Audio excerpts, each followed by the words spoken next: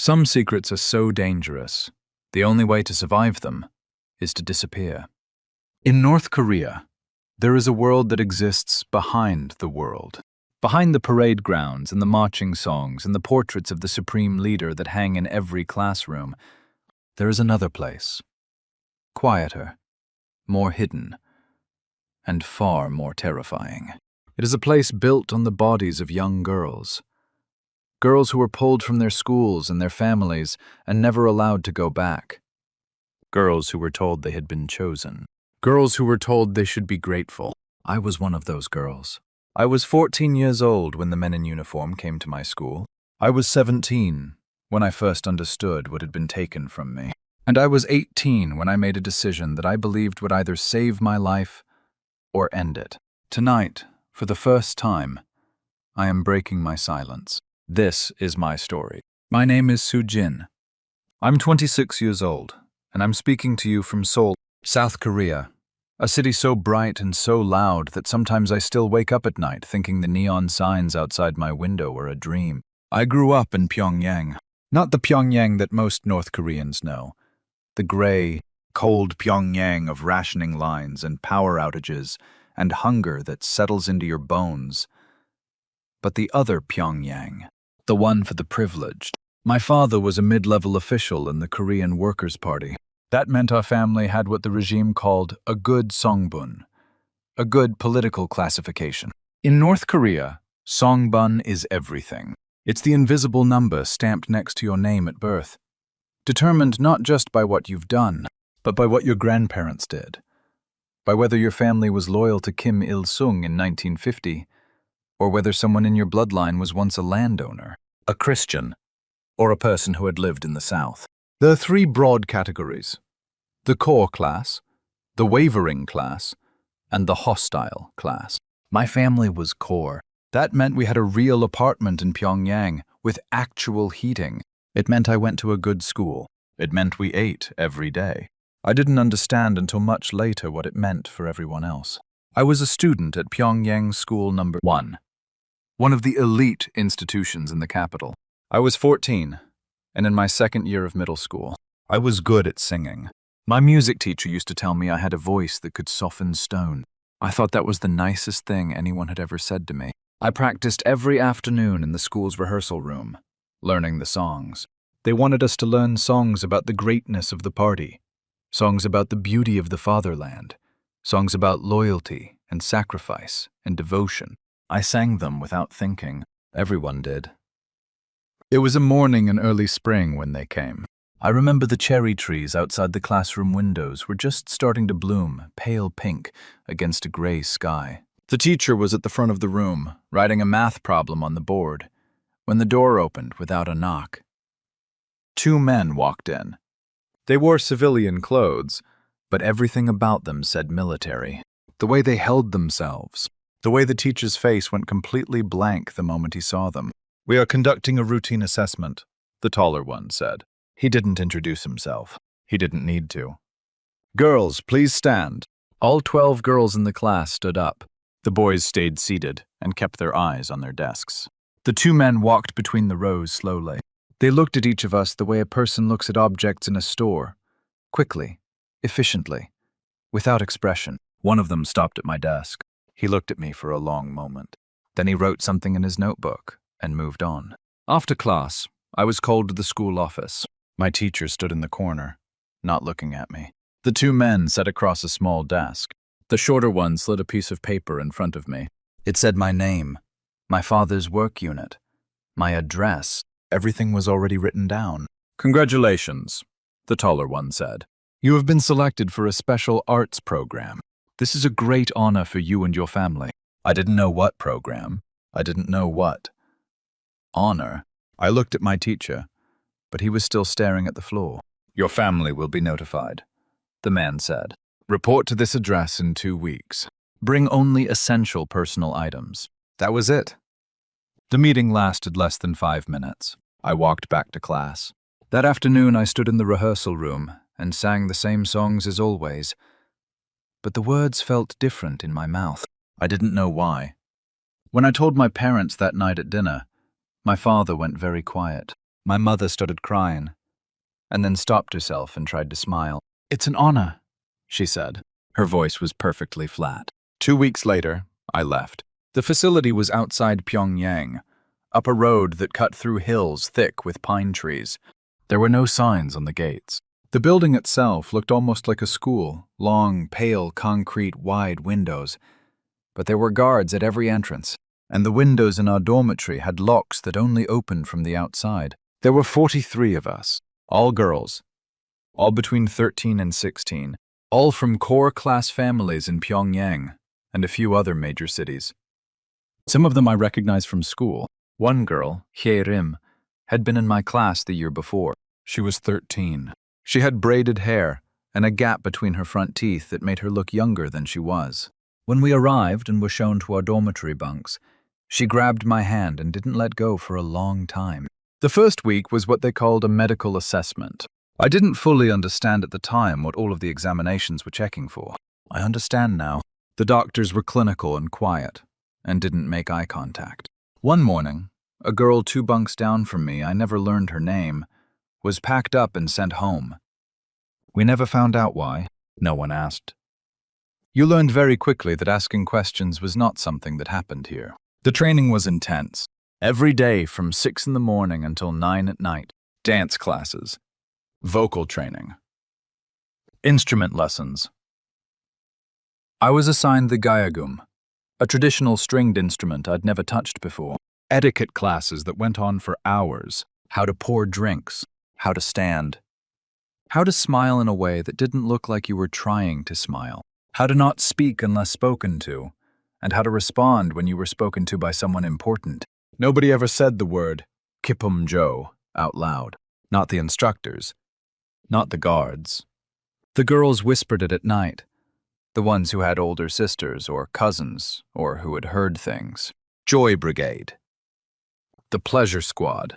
I had heard the word before, in the way that you hear dangerous words in North Korea. Once, quickly, and then never again. But hearing it whispered in the dark of that dormitory room, surrounded by 42 other girls whose faces I could not quite see, made my chest feel hollow in a way I still can't fully describe. The months became a year, then a year became 2. I stopped counting birthdays. I was 16 the first time I performed at a banquet for senior officials.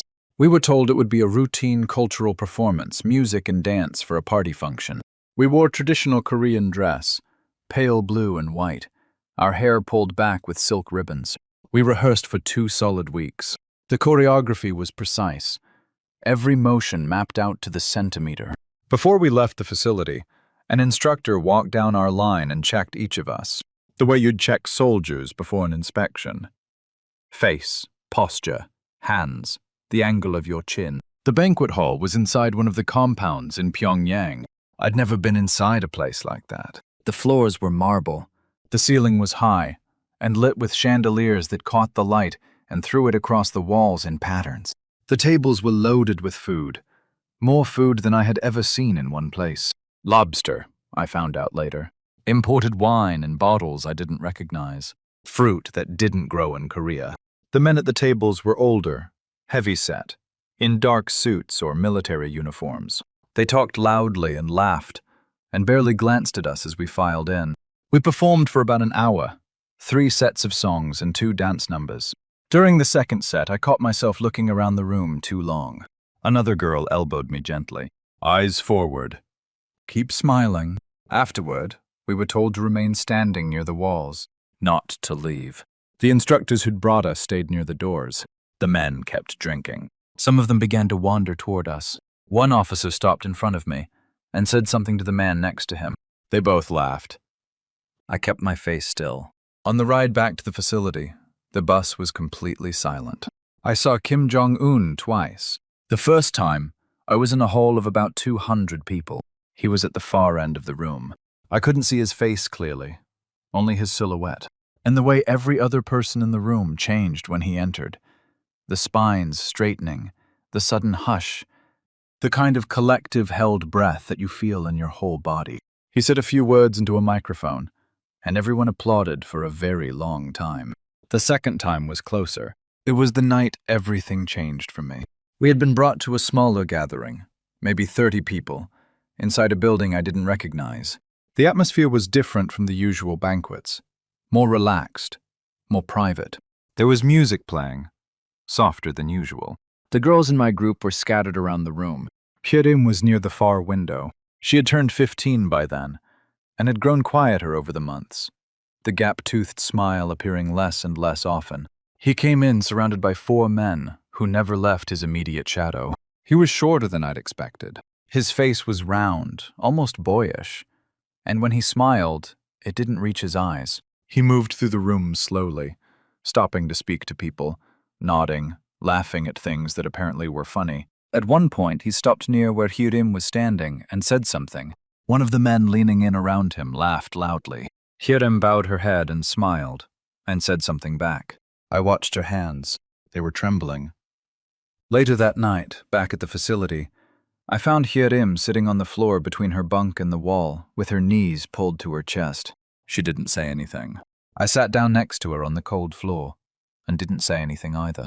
At some point, she put her head on my shoulder, and we sat there like that, until the lights out announcement came over the intercom, and we had to get into our beds. I stared at the ceiling for a long time. I had been told, since the first day I arrived at that facility, that we were serving our country, that our work was a form of devotion, that being chosen was the highest expression of loyalty.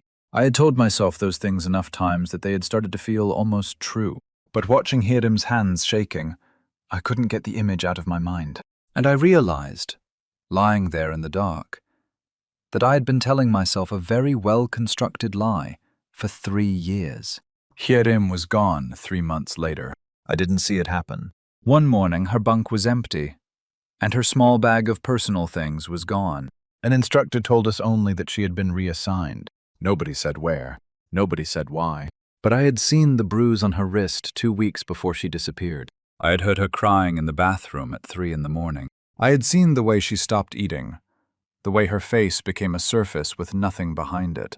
And I knew, the way you know things in North Korea without anyone ever saying them out, loud, that wherever Hyerim had been reassigned, it was not somewhere good. She was 15. I spent 3 days after she disappeared, unable to hold food down. On the 4th day, I went to practice and performed the dance routine perfectly and smiled the way they'd taught me to smile. But something had burned out in me, or burned through me. And what was left was not resignation. It was a decision. I was going to get out. The planning took months, because every single thing inside that facility was monitored, and every single person could be an informant. The first person I spoke to carefully, testing the words slowly, was a girl named In Hwa. She was 17, from Hamhung originally, and she had been there longer than almost anyone else. She had a stillness about her that I had always read as acceptance. I was wrong. It was patience. I've been thinking the same thing for a year, she said to me one night, her voice barely a breath. The question isn't whether, it's how. It took us 4 more months to find the answer. The facility had supply deliveries twice a week. A truck came in through the east gate on Tuesday and Friday mornings. The gate opened, the truck pulled through, the gate closed. But there was a gap, maybe 40 seconds, between when the truck entered and when the gate fully closed. The guard at the east post rotated shifts at 5:15 a.m. The driver of the supply truck was an older man who sometimes fell asleep waiting during the unloading. In Hwa had spent a year quietly memorizing these details, without anyone knowing she was doing it. We were not going to make it on our own once we were out. We needed someone on the other side. In Hwa had a contact, a distant cousin, who had already made it to China 3 years earlier. She had a phone number, memorized and never written down. We found a way to access a phone during a brief window while one of the instructors was distracted during an inventory check. The call lasted 90 seconds. It was enough. We left on the Friday morning in late October. I was 18 years old. I wore 2 layers of clothes and had everything I needed. Nothing, really, because there was nothing inside that facility that was mine, tucked into a small bag under my outer layer. In Hwa had been tracking the timing for weeks. 4 minutes and 30 seconds after the truck entered the gate was the optimal window. We moved along the wall of the east building in the dark. The air was cold and smelled like pine and rust. My heart was so loud I was certain someone would hear it. We got to the gate.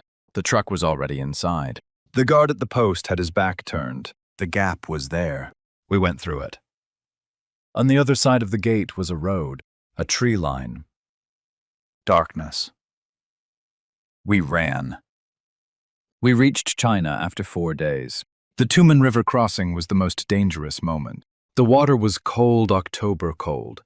Not just uncomfortable, but actively painful. And it was deeper in the middle than we'd been told. I went under once and came up choking, and Inhua grabbed my arm and pulled me forward, and we kept moving. The opposite bank was dark and silent, and when we finally pulled ourselves out of the water, we just lay on the ground for a minute, without speaking. In China, we moved through a network of safe houses, small apartments, and storage rooms, and once, the back room of a restaurant where the owner didn't ask questions and fed us rice and gave us dry clothes. We stayed with strangers, who were kind in ways that felt almost incomprehensible to me after everything. We changed our route twice, because Inhua's contact had heard about a checkpoint being added. We trusted almost no one, and trusted each other completely. The border into Laos was on foot through mountains. The mountains were not like anything I had trained for.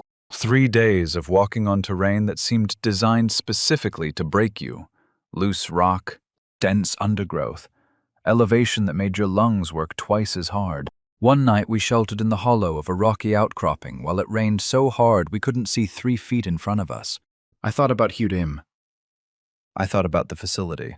I thought about my parents, who by then would certainly know I was gone, who would be facing consequences I couldn't fully calculate, and tried not to. I kept moving. We crossed into Thailand from Laos, and surrendered to Thai authorities at a border crossing near the Mekong River. Verification needed specific crossing point.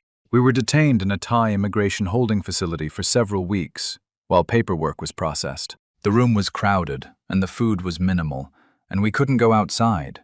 But there were no guards with weapons at the doors, and no one was going to disappear in the night. That alone felt like an enormous thing. About 2 months after crossing into Thailand, a South Korean consular official came to see us. She was a small woman with short hair, and she spoke in a soft Gyeonggi dialect, and she handed us a form and explained what would happen next. I understood maybe half of what she said. I signed the form anyway. We arrived in Seoul on a gray November afternoon. From the car window of the transfer van, I watched the city appear. I had grown up in Pyongyang, which is considered by North Korean standards a modern, well-maintained city. But Pyongyang is a performance. Everything in it is arranged to look impressive and communicate power. Seoul was something different entirely. It was chaotic and massive and loud. A city that seemed to have grown in all directions at once, without anyone specifically deciding how. And it was lit up like nothing I had ever seen. Storefronts and phone screens and neon signs and the headlights of thousands of cars moving in every direction. A 24-hour convenience store on one corner, then another one 2 blocks down. Enormous screens on building sides playing advertisements. People walking past each other without looking up, earbuds in, wrapped in their own private worlds. I didn't know what to feel. I pressed my forehead against the cold van window and just watched. We went to Hanawon first. Hanawon is a government resettlement facility about an hour south of Seoul, in the countryside outside Unsong. It's a mandatory 3-month program for all North Korean defectors, a place designed to help you decompress from one reality and begin to understand another. The building looks like a low-rise apartment complex or a community college campus. Nothing threatening about the exterior. Inside, it's warm. The first days at Hanawon, I slept. I slept in a way I hadn't slept in years. Deep and flat and long. Waking up disoriented in a room with clean sheets and no lock on the door. I kept testing the door handle in the middle of the night. It always turned. That sounds like a small thing. It wasn't. The curriculum covered things I genuinely did not know. How to use an ATM. How the subway worked. What a credit card was. The difference between North Korean pronunciation and South Korean pronunciation of the same words, more than you'd think. History, taught from a perspective entirely different from what I'd learned. I sat in a classroom and listened to a teacher explain that North Korea had started the Korean War in 1950. And even though some part of me already suspected this was true, hearing it stated plainly as fact still sent a strange, disorienting shock through my whole body. I also sat in sessions with counselors, quiet rooms, soft chairs, tissue boxes on the table. I didn't say much at first.